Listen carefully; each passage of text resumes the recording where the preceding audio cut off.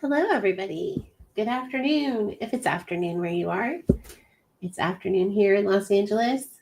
It's not a very nice day. It's kind of dreary, a little chilly, only 59 degrees. But here we are. Welcome. So today's stream, we're going to talk about using bookmarklets and give you some handy bookmarklets that you could use for your own accessibility testing. I think probably we need to get started by talking about what is a bookmarklet. I guess without me kind of really noticing that they kind of fell out of common use. I've been using them for a long time. I think a lot of accessibility testers use bookmarklets quite a lot. But maybe everybody else doesn't really use them much anymore. So basically what a bookmarklet is you bookmark it in your browser, right? Like you have your bookmark toolbar and you can have your bookmarks here. And my A11YB is my folder that I use on my bookmarks bar for my accessibility bookmarklets. And they're basically little bits of JavaScript that you can run as soon as you click a bookmarklet. So instead of it being, a website that you've bookmarked that's going to take you off to look at a site somewhere. Oh, I forgot to turn my time tracker off. Let me go ahead and disable that. Sorry. Let's turn it off for 2 hours. All right. So instead of it taking you off to another website, you stay on the website you're on most of the time. We'll see a couple of exceptions today. And it runs some kind of JavaScript functionality. What do they do? Anything JavaScript can do, which is quite a lot. And you'll see, I'll show you some of the ones that I like. We'll test out some new ones together. And if anybody has any that they want to share, you can definitely share those. So the website that we're on here, discovervenus.site, is a site that I have set up on purpose just for testing, running different kinds of accessibility tests on. And I'm specifically on fail.html, which is a HTML page purposely set up to fail a whole lot of accessibility tests. So we'll work on that one today, and then we'll also work on probably the Aardvark site a little bit. I don't want to use people's sites without their permission, but if somebody has a site that they particularly want me to use or run some tests on in a live stream, you can just contact me and let me know. All right, so if we take a look at my accessibility bookmarklets bar, I think we could probably get started with, let's see, what's one that's going to be really obvious? I think probably this 24 by 24 cursor. So this one, and you can see when I hover over it, the little tooltip that pops up has the name, and then instead of a link, right, it says JavaScript, and then it has code, JavaScript. That's the JavaScript that's going to run as soon as I click on this bookmarklet. And this one, 24 by 24 cursor, is made for testing WCAG 2.5.8, which is a AA success criterion that any kind of target for an event needs to be at least 24 by 24 pixels. So let's go ahead and click it, and I'll show you what happens. You can see it turned my cursor into a little box that is 24 by 24 pixels. So now it's very easy for me to, compare it to this button and say, oh, is it big enough? Right? Is this button big enough? Yes, obviously that's much bigger than the 24 by 24 cursor. So it makes it really easy to just go through a page and, kind of check. So those are pretty close, but we can't actually see the boundary of where that link is. Right, and just making sure that any time that there's an interactivity target, that it's at least as large as this bookmarklet. So it's a nice, quick and fast check to make sure that things are meeting that success criterion. Now, If you wanted to test at the AAA level and you wanted to test 2.5.5, which requires a target area of 44 by 44, we have a bookmarklet for that as well. So the 44 by 44 cursor, and there we go. You can see how much bigger my cursor is this time around. And now I could double check and make sure that these are all meeting at a AAA level. And those, again, we would still have to do some manual checking because we can't actually see what the boundary of the clickable area is on the navigation there. But for places where we can see the boundary, right, it's pretty easy to check that and make sure that these are all large enough to pass that success criterion. So this is the general kind of vein of how these bookmarklets work. Most of them will just do one simple little thing on the page to make testing a particular, a particular rule, and make sure that the site that you're looking at is passing that rule. If you ever need to undo it, all you have to do is refresh the page, and that will undo any JavaScript that was run by a bookmarklet. All right, so where do we get these bookmarklets? Okay, now, because they are JavaScript and JavaScript can do quite a lot on a page, you want to make sure that you are getting your bookmarklets from a reputable source. Because a bookmarklet would be able to do something like read text on a web page that you're looking at and send it off to an API somewhere. So that if you were looking at your, you were logged into your bank account or something like that, it might be able to grab something like that. So you want to make sure that you are getting bookmarklets from a reputable source. And you also probably just want to check it. If you can read JavaScript, if you understand JavaScript at all, just make sure that you understand everything that the bookmarklet is doing, right? We don't want to put ourselves in a bad situation where we have compromise some of our own personal information just by testing out accessibility bookmarklets.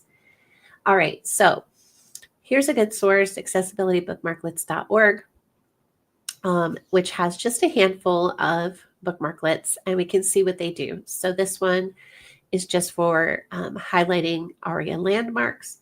So if I want to just quickly see where those are on a page, I can use that one. This one is for headings, lists, images, and forms. Right? So helps us to just kind of test those things. Now, I already have this landmarks one is already on my bookmark bar.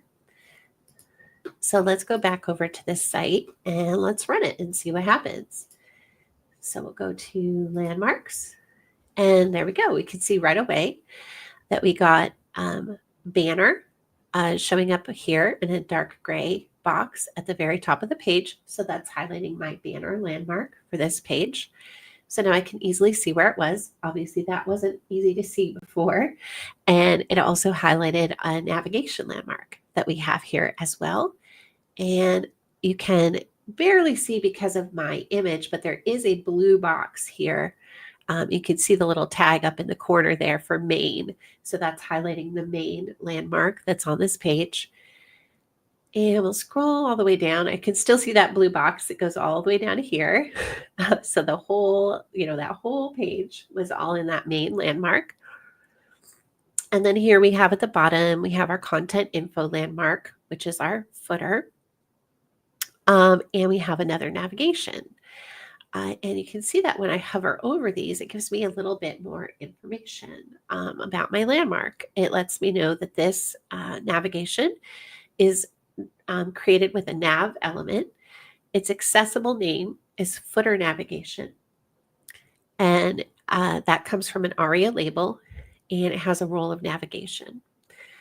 Okay, so let's talk for a second about that accessible name, right? Because if we scroll all the way to the top of the page and look at this one, you can see that this one doesn't have an accessible name. And if you have only one of a landmark on a page, it doesn't need to have an accessible name on it because it is the navigation, right? Or the banner that is on the page. And so it doesn't necessarily need to have an accessible name on it.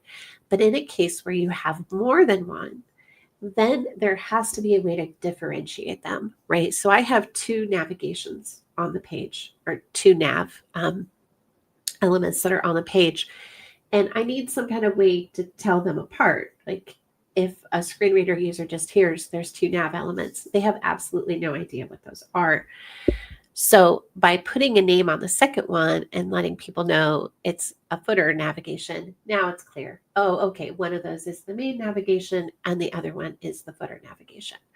So this bookmarklet made it really easy for us to kind of see the structure of this page, how it's set up.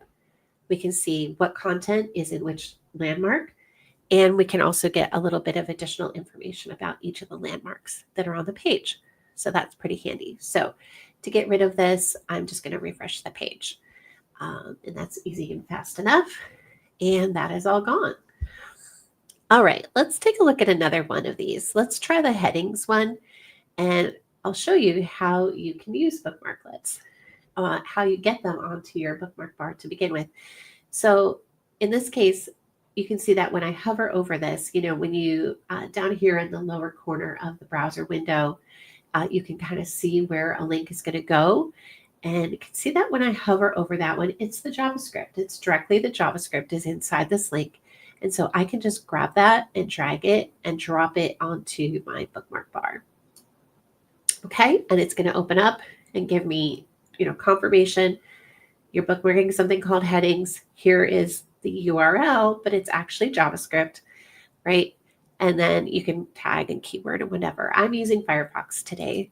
Sorry, I should have said that. So let's go ahead and save that bookmark. And we'll go back over to our Discover Venus site. And whoops, there is our headings bookmarklet. Sorry, we'll click it and we'll see what happens.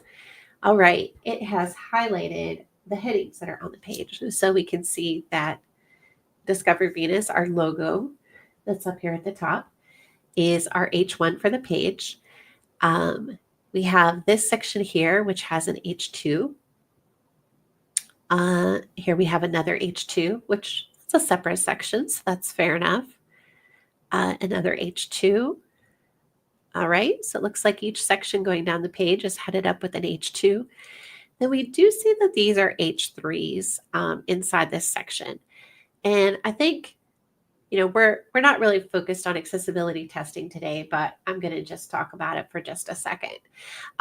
We probably wouldn't want those to be headings, actually, just because there's no content that comes after them, right? It's just kind of the image and the text, and so probably a paragraph would be a better fit there.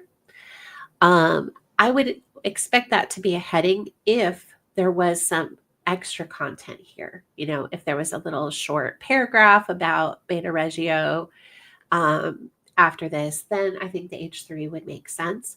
But I think because it is just the H3 on its own, I think that that's probably something that needs to be fixed, which makes sense because we're on a page purposefully made to have accessibility issues that need to be fixed. All right, and then we have another section headed up by an H2. And then that has subsections underneath it that each start with an H3. So that seems appropriate because there's more content afterward.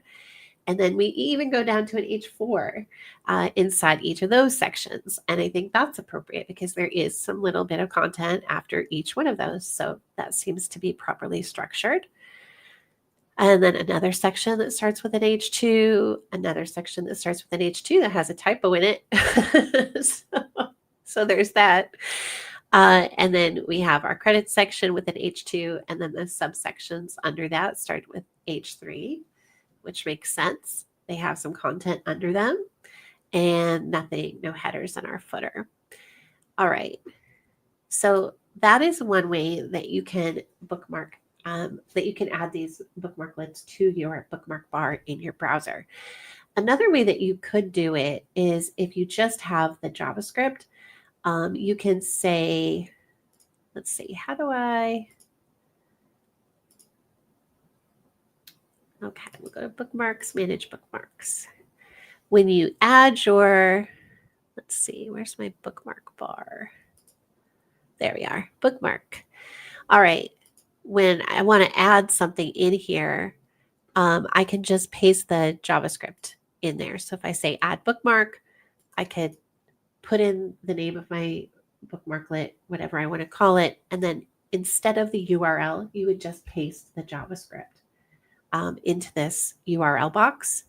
And then the tags and keywords don't matter, right? That's just how you organize it in your own browser. So whatever you would want to put in there for those. So that's another way that you can add these to your bookmark bar, is by just directly pasting the JavaScript into the URL field. Again, you do want to be careful and make sure that those are coming from a reputable source and that you trust them, and that they're not going to be doing anything nefarious in your browser. All right, and then I did want to share this other site that I just stumbled across thanks to LinkedIn recently. Actually, I saw the author of this page, which hopefully their name is on here somewhere. Maybe it's on the main page. Let's try going back there.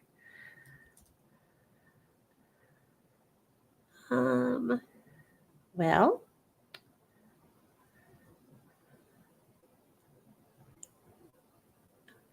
here we are, this person. They are Lloydy, LLOYDI.com on Blue Sky.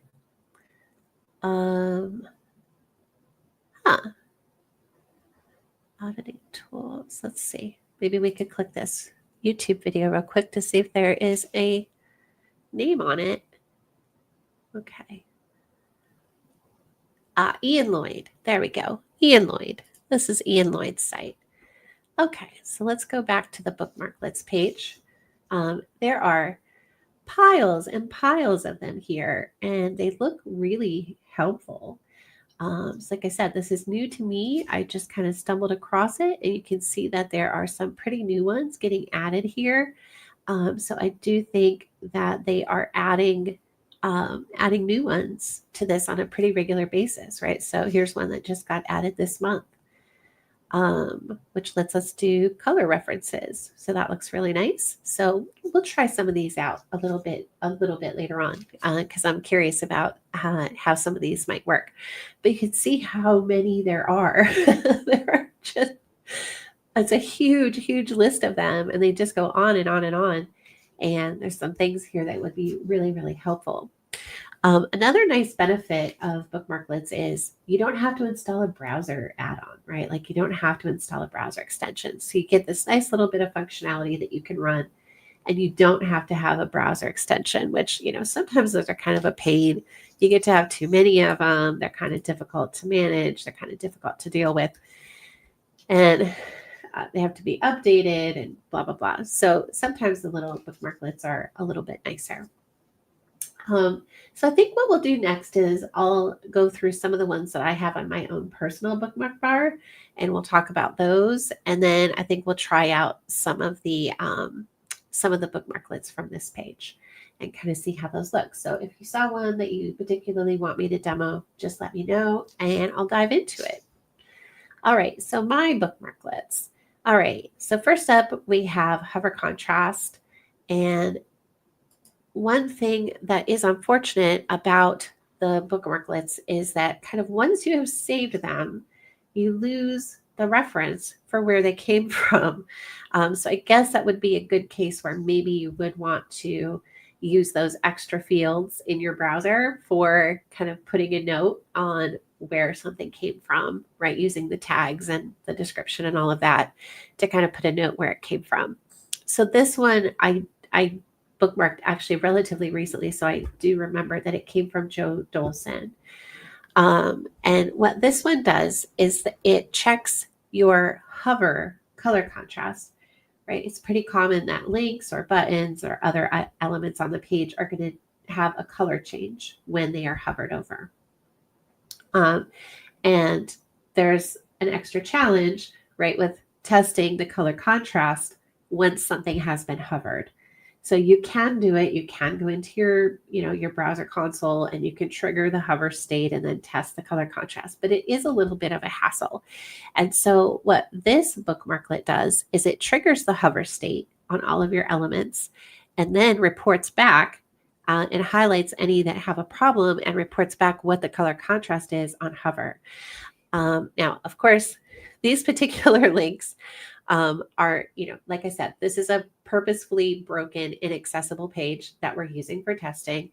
And they don't have enough color contrast anyway, even when they're not being hovered. And this has identified that when they are hovered, they still don't have enough color contrast. So you can see it's only a 1.6 color contrast ratio.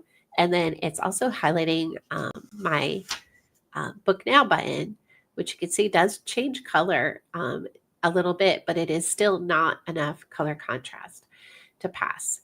Now, these ones are a little bit tricky because this is a transparent button on a background, and then it does get a background when it hovers.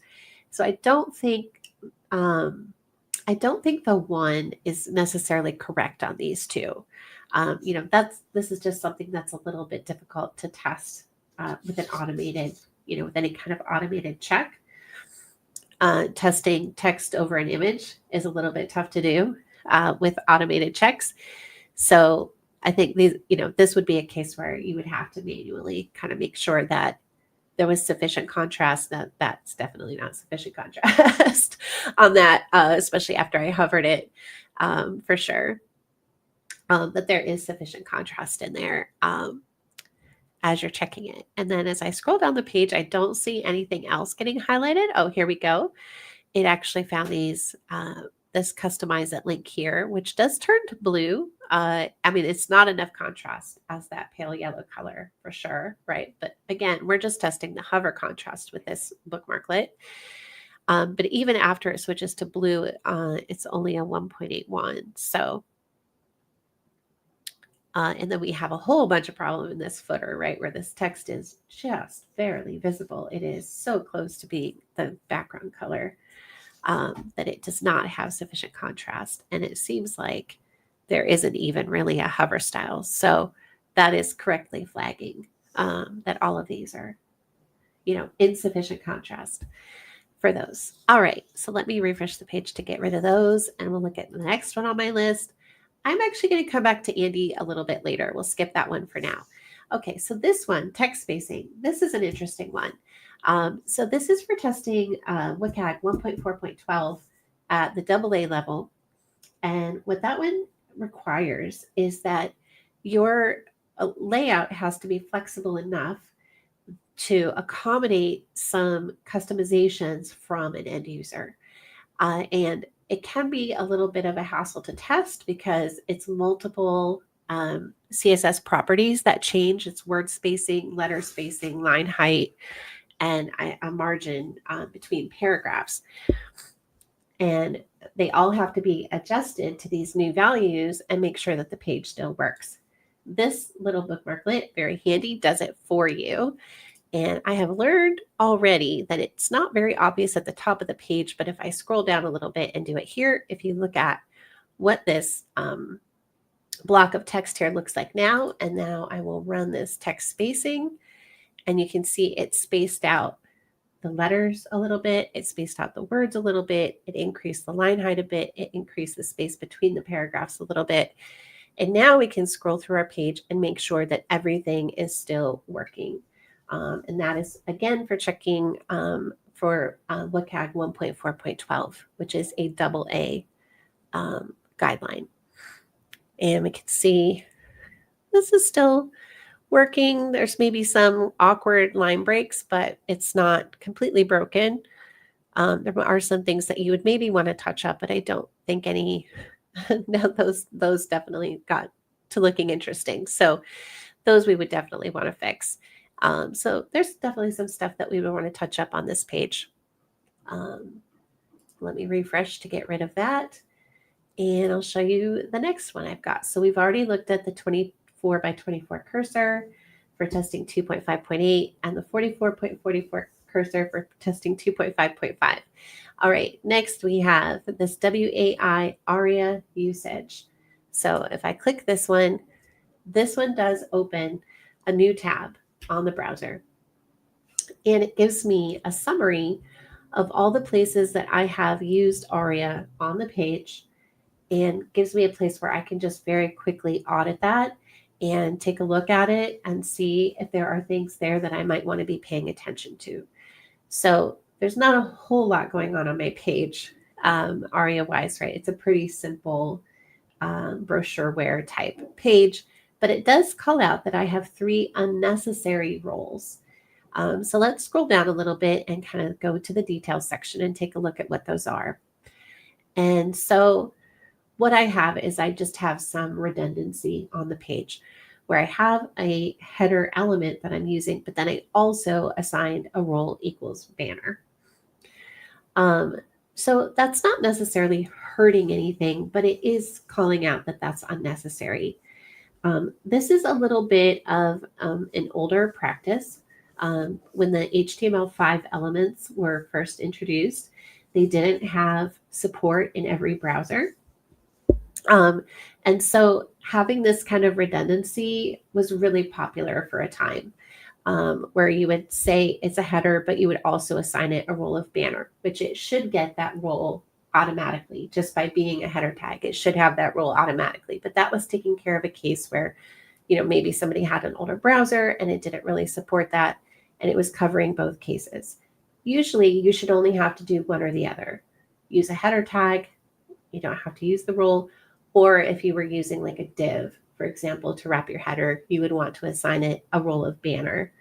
So like I said, it doesn't really hurt anything to have both of these here and have that redundancy, but it is technically unnecessary and you wouldn't have to do it. And I think that that is what we're seeing on the others as well, is I have a nav that I explicitly assigned a role of navigation to, and then a main element that I explicitly assigned a role of main to. So that could be cleaned up a little bit on this page. But like I said, this is a page purposefully made to have accessibility errors to be caught in testing. So we would expect to see some issues on here. And probably I need to make this page even worse and add some new and interesting ARIA errors on it so that it's a little more interesting to test. All right, let's look at my next bookmarklet, which is a focus bookmarklet. And this one is helpful for, it's pretty common when you're testing a website that there are some or lots of elements that are missing a focus style, which then makes it difficult if you want to try to test the focus order because you can't see where your focus is. And so this one lets you force basically a focus style on things. So if your site doesn't have it, it will make sure that every element has a focus style. Now, obviously, not having a focus style is, that's a failure. That's an accessibility problem that needs to be addressed.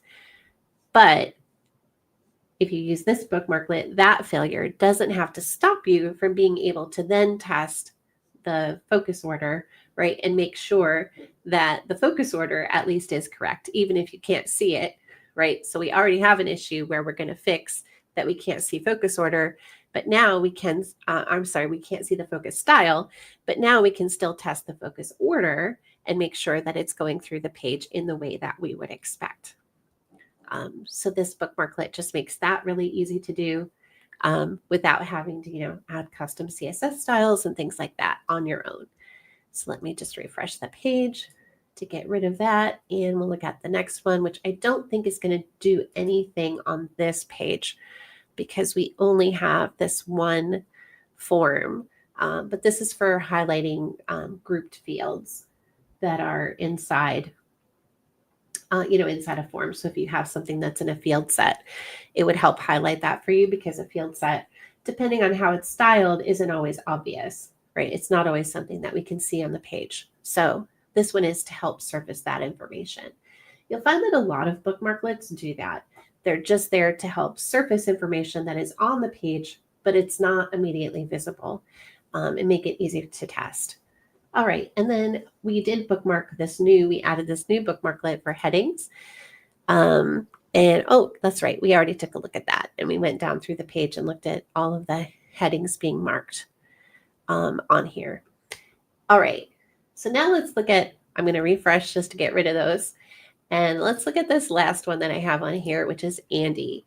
Now, if you have your trusted tester certification from the Department of Homeland Security, here in the United States, or if you have tried to get your trusted tester certification, because it is definitely a super challenging one to get, then you will probably have run across Andy. If you haven't done those two things, then you may not have come across Andy before. And I think Andy is one of the more full-featured bookmarklets I've ever seen. It does quite a lot of different things, and it's just a JavaScript bookmarklet that runs in your browser.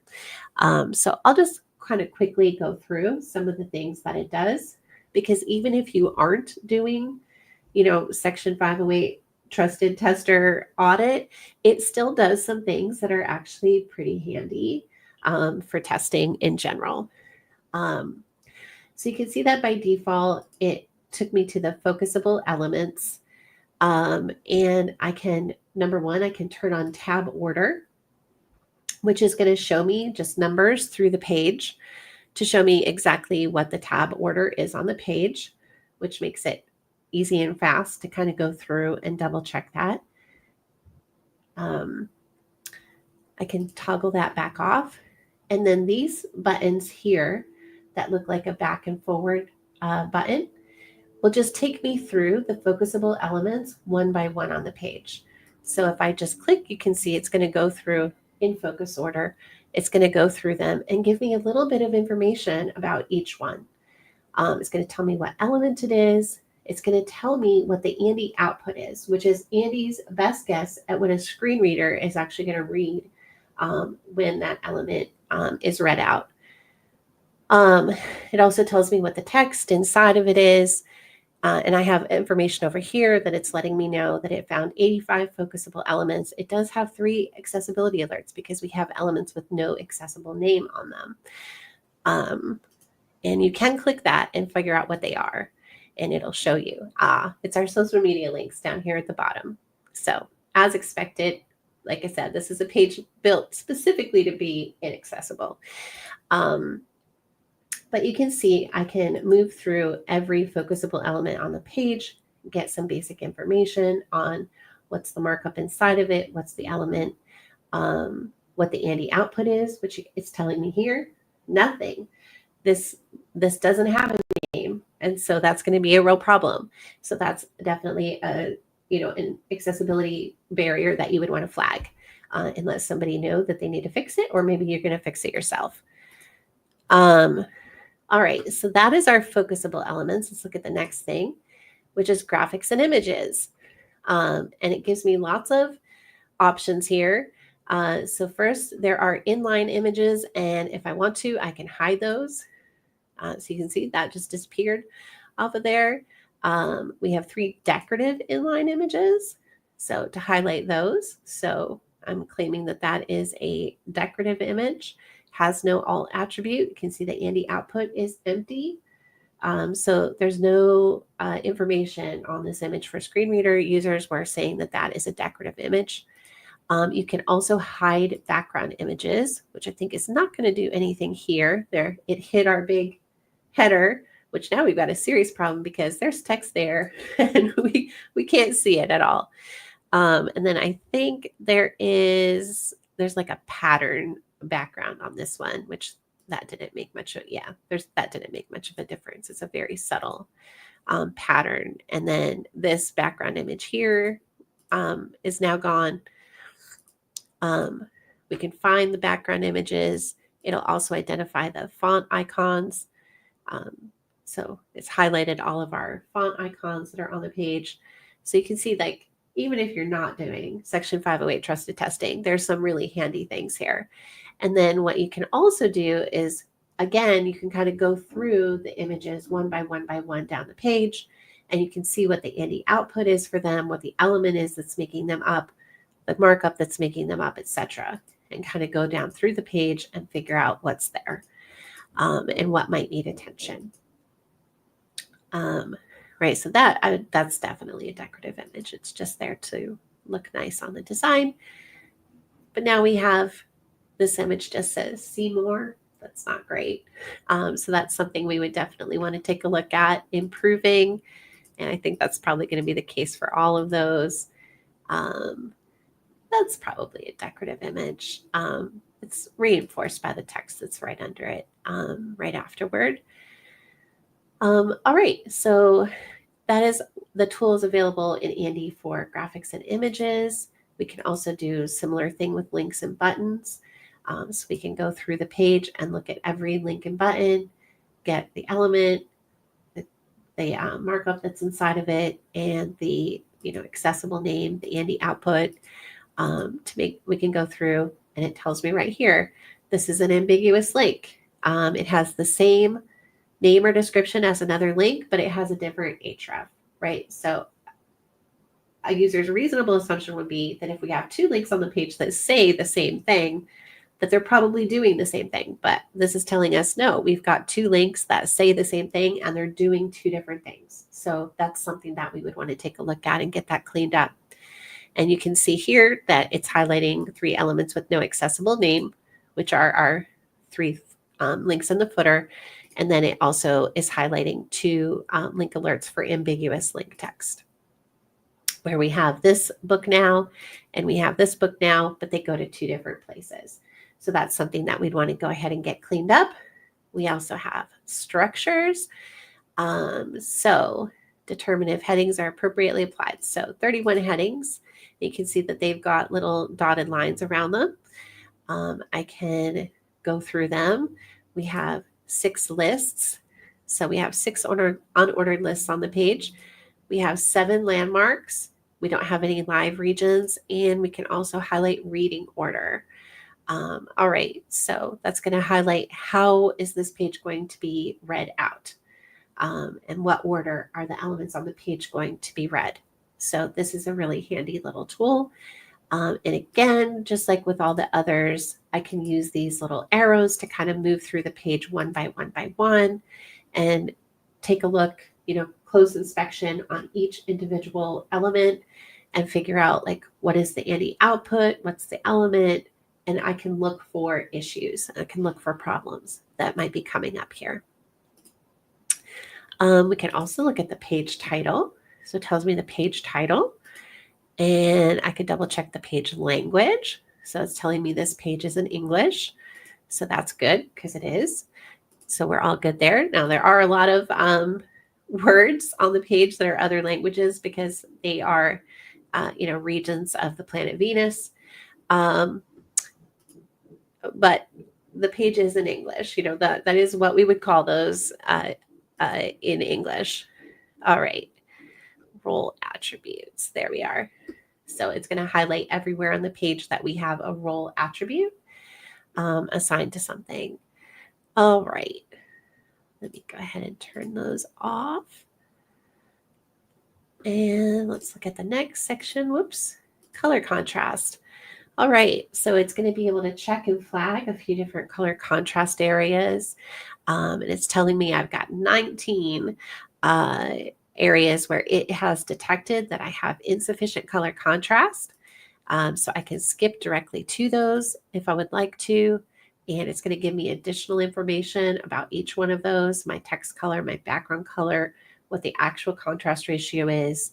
And it even suggests a new color for my text to help make sure that there is enough contrast there. And again, I can use these little arrow keys to move through each of those different areas. And then it also is going to flag 80 different elements, which is quite a lot, where it's telling me it can't tell, right? An automated check can't tell. And here is because we have this background image on this box here. So it's not able to actually detect if that is sufficient color contrast. So it's just flagging it for us that that's something we need to look at manually and double check and make sure that it's fine. So it does help us out. And it also has this little button here, which helps us convert the entire page to grayscale. So we can go down through and make sure that we can still understand what the page is about, and we can still access all of the content here. I got lots of stuff highlighted. I'm just going to refresh real quick to clear this all out. All right, and let's go back in here and let me go to hidden content. So this is telling me about any content that's on the page that maybe I can't see right now. And you notice that I have this reveal all, and it's going to reveal something to me. There we go. We have a little hamburger menu. Presumably that is there for mobile view of this page, but it is hidden by default. And so this helped me to reveal it. And now I can double check it, right? As a button, I can make sure. And I can tell it's hidden with display none. That was the technique used to hide it. And it is the only thing I have on the page. No, it says I have 7 hidden elements. Let's see, what do we got here? 2 of them are display none, 2 of them are position absolute, and 3 things that are overflow hidden. All right, there we go. So there's one display none, and the next one, oh, is the little close button that was on that. Okay, let's look at what we got for position absolute. Okay, I don't know if I would consider that as hidden. I think it's just flagging that it has a position of absolute on it. Oh, and that's a span. Okay. And then if we go to overflow hidden, we can go ahead and go through those. So maybe, where are they?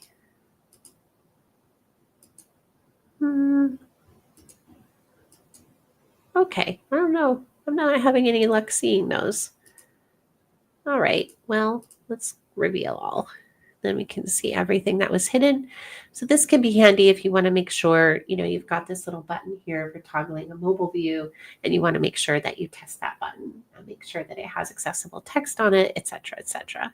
You can see that we also have pseudo elements. We can test for those, which I think we have quite a lot of them because there's quite a lot of font awesome being used on this page. So it's highlighting all of those for us. So we can double check that those are all done correctly and aren't causing any kind of problem. And then our social media links here at the bottom that are a real problem. And then we can also look for ARIA hidden true, which it said it didn't find that on any elements on this page. We can also do linearize page. Let's see if we unhighlight.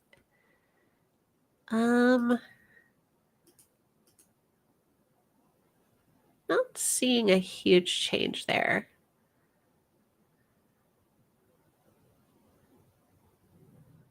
I would expect for linearized page, I like this one, which is the web developer toolbar, which does, on the CSS bar, you can just say disable all CSS. And you can definitely linearize the page this way because it is just HTML. You can see exactly what the page looks like with no styles whatsoever. All right. So that is a quick introduction to Andy. If you want to learn more about it, you could definitely take a look at the Trusted Tester training materials and get a feel for those. All right, so refreshing the page is going to reset it back to the way that it looked. And let's see, we've already tried out a couple of these ones here. I think we could take a look over here at this page and from Ian Lloyd and kind of get a feel. Maybe we could try some of the newer ones. Oh, group fields, that's where that came from. So I had this group fields one, which wasn't super helpful on the particular page we were testing. But what finds group fields, which is radios and checkboxes, and reveals how the accessible name for the group is derived. Very handy to use if you have those elements on your page. So my page didn't have them, so that's too bad. Let's see. Check new windows link. So we could find links that open in a new window. So let's go ahead and throw that one on there and we'll go give it a try. So check new window links, save. I don't know if we have any of those on this page or not. Let's take a look. All right, check new window links. No links have target blank. All right, so we're good. Let's try out another one over here. Reveals text that has been set as visually hidden. We kind of already did that with Andy. Oh, this is interesting. Redacts all part of a page that will be hidden to assistive technology users. Let's go ahead and try that one out. So I'll drag that up here to my bookmark bar. We'll call it blackout. And see, so this is where I'm saying that you could maybe use your tags and keywords and things here to remind yourself of where you got these bookmarks from, because otherwise it does get a little bit hard to tell. So let's go ahead and try blackout. And we know that at the bottom of the page, we have social media links that don't have accessible names, but it doesn't seem like it hid them. Let's try that again. Okay. Not sure if we're missing something there. Okay, let's try another one. Oh, I saw this. This is what I saw on LinkedIn, and I was like, oh, that seems very interesting. So let's try this one out. The Swatchify color refs. Okay, we'll put that on the color bar and save. And whoops, save. Okay. Look for HTML color references and add a color swatch alongside it. That could be very handy for color contrast checking, especially if you wanted to check a whole color scheme that was in use on a website. So let's try it out and see how it works. All right. Do we see anything on the page? All right, let me try refreshing the page here. I wonder if there's something getting hung up. Swatchify. I don't see anything. I don't see any color swatches. Okay.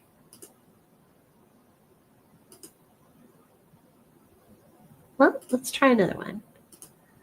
All right. So we do have viewport details. That's pretty interesting. Several different versions of it for retina, non-retina, and almost non-retina displays. All right. So that's something we can look at. Table data. We don't have any tables on. And we just tried that one out. We don't have any page color analysis. Let's try this one. I'm interested in these color ones. Hopefully this one will work. Let's try it out. Okay, so page color analysis. We'll save it. All right, and refresh over here just in case. And page color analysis. There we go. Now we're getting somewhere. All right, so it tells us all of our background colors that are in use on the page. Tells us all of our foreground colors that are in use on the page. Looks like many, many, many, many shades of gray on this particular page. And then it also is looking for places where my hex values match color names and using those, which I saw black and white only, it looks like. The design of this page did a really good job at avoiding any named colors aside from black and white. But yeah, so this is really handy if I wanted to just figure out, what's the color scheme applied to a page. And then I can use that to figure out what are the accessible combinations, right? Because I know I can't put this yellow color, for example, on white. It's not going to be sufficient contrast. But I could say like, oh, well, maybe this dark blue here is fine on white, and help me to find the places where I can use that color scheme and still have the contrast be accessible. All right, let's go ahead and take a look at another one.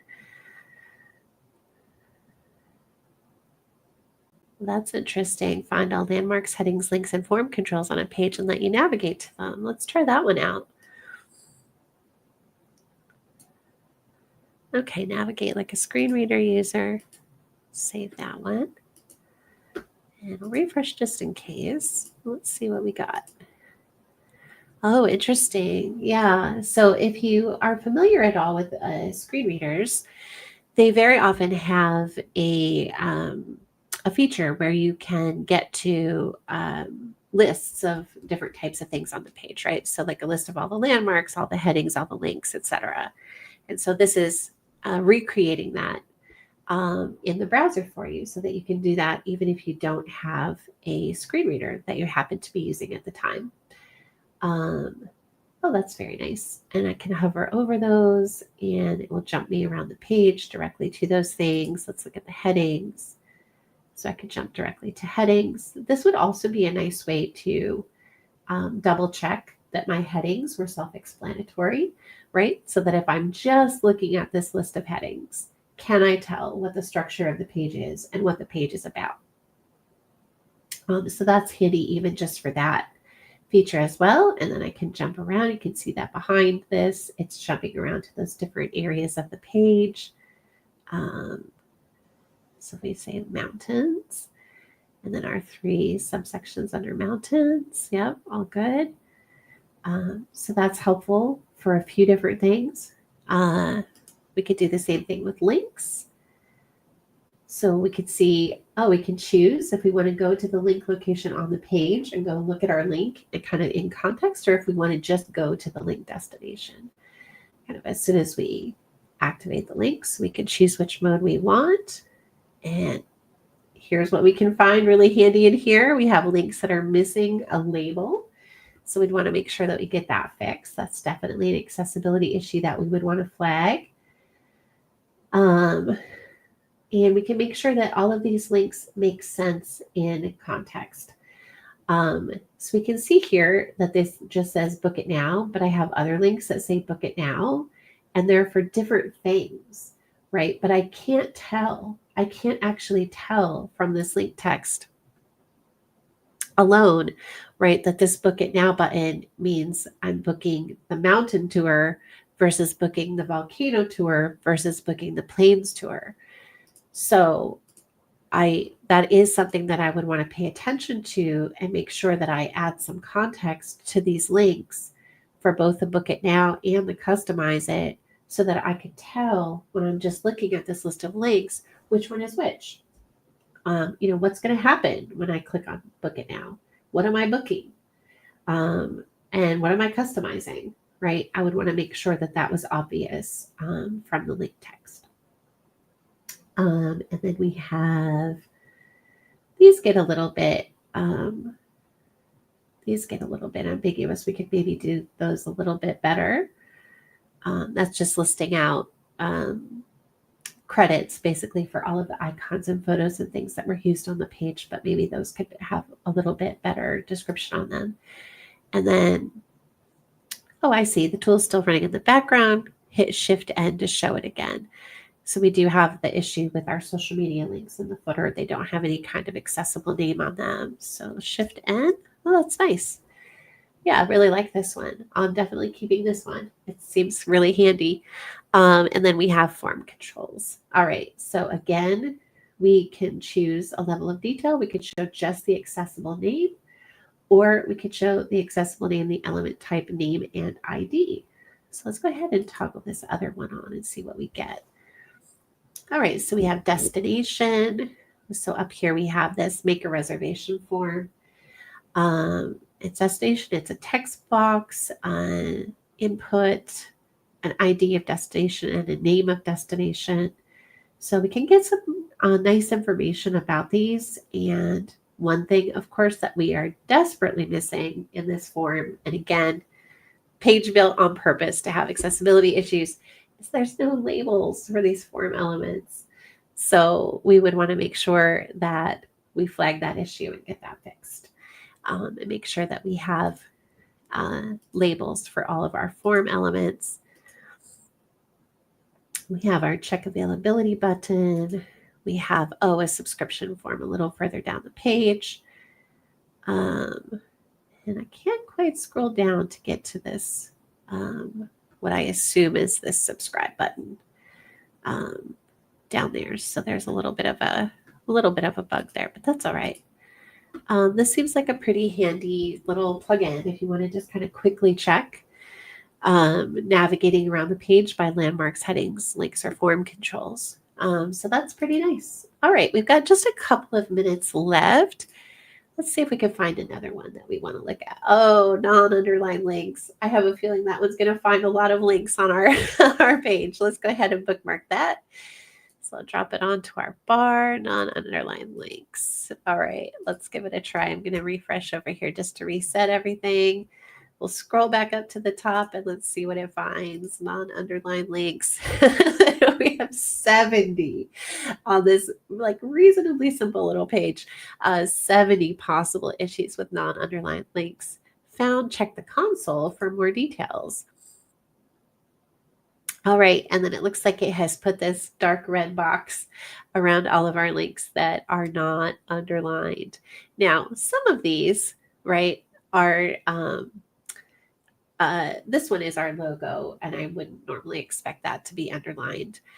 Um, that one is a button, and this one is styled to look like a button. So I don't think underline is necessarily necessary there. Where underline on links becomes really, really important is when you have links in a body of text, which I don't know that we actually have on this page anywhere. Well, here, these I guess would count as links in a body of text, and none of them have underlines on them. So none of them are visibly links, right? They don't stand out from the rest of the content, and the only way to differentiate these links from the text around them is by color, which is a problem for accessibility. I'm curious about what's in the console. Oh, interesting. So it's telling me about each thing that is missing an underline and giving me a little bit more information about it, and even calling out that there is a color contrast issue, which of course we know because we can tell we can tell those are very, very pale gray links, and they do not have sufficient color contrast with the white background. So that's helpful information to have. So yes, we are definitely violating the use of color there. That is correct. It did identify that correctly. So, and then it is calling out that it's because this link is inside a nav element, and so its position or display does not require underline for it to be perceived as a link.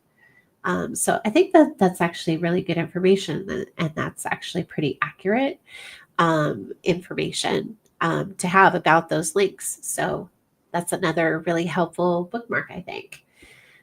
All right, so I think that's it. I think that is where we will leave it for today. Thank you so much for joining me, and I hope you learned something about bookmarklets. And this page again is a11y-tools.com/bookmarklets. Easy for me to say, from Ian Lloyd. And there are lots and lots and lots of them on there to explore and try out. And this is accessibility-bookmarklets.org, where you can get these basic ones that just help you highlight different areas of a page. If you want to use my test page, you are welcome to do so. It is discovervenus.site. If you want the version that is made to fail lots of accessibility tests, it is at /fail.html. You can get the failing version and run any accessibility tests that you would like on it and give it a try. And I will try to add some more accessibility fails onto this page because I think there's not quite enough. All right. So next time, 2 weeks from today, we'll do another one. And I think we will just do some WCAG quick checks and go through a page, take a look at it, find some accessibility issues, and talk about those. So if you'll join me 2 weeks from today, that'll be our next live stream. Thank you so much for being here with me today. I hope that you learned something, and I hope you are excited to give some new bookmarklets a try. Thank you so much, and see you next time.